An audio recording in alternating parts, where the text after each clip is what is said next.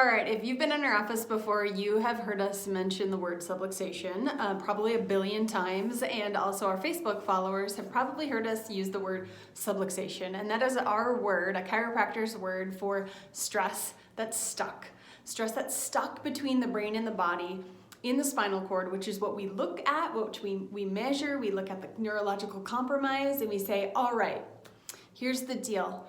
If the body was designed to be healthy, which we believe it was, designed to self-heal and designed to self-regulate, we know that there may be something interfering with the process. Chiropractors call that a subluxation. We say if we remove that subluxation, the brain and the body should be able to restore itself. And so far, man, has that worked out great for us. It's worked out amazing for families. We've seen miracle after miracle of people who have said, you know, this is just kind of how life's going to have to be with you or for you, and you're going to have to deal with this. And we have found that the body tends to win just about every time. So I'm going to give you a little demo on what a subluxation is, and later today we'll be watching for videos on the neurological compromise and the 5 Ds. So a subluxation, I'm going to bring this up forward so you can't see my face, but when you're looking here right in the center of what a subluxation is, we're looking here and we look at, okay, what causes stress? If a subluxation is stress that's stuck in the spinal cord, what's causing it? Well, we call it the 3 Ts: thoughts, traumas, and toxins.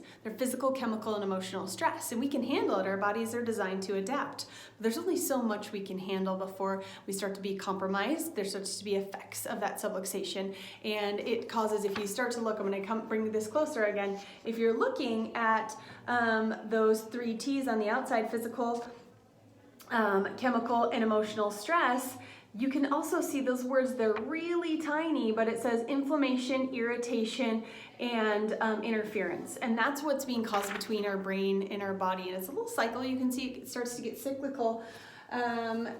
In another little poster I like to describe it on is this little tachometer here. When you're looking at those 3 forms of stress, once again, I'm gonna bring it closer, and I'm sure it's backwards because I'm on a forward-facing camera, but you can see physical, chemical, and emotional stress right there, the 3 Ts, and a little tachometer. And we start to live here in the green, but pretty soon we start to add these up, and you start idling over here.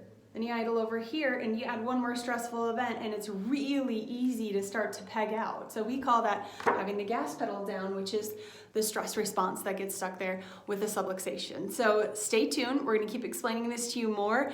Now the neurological effects that happens once a subluxation starts to set in.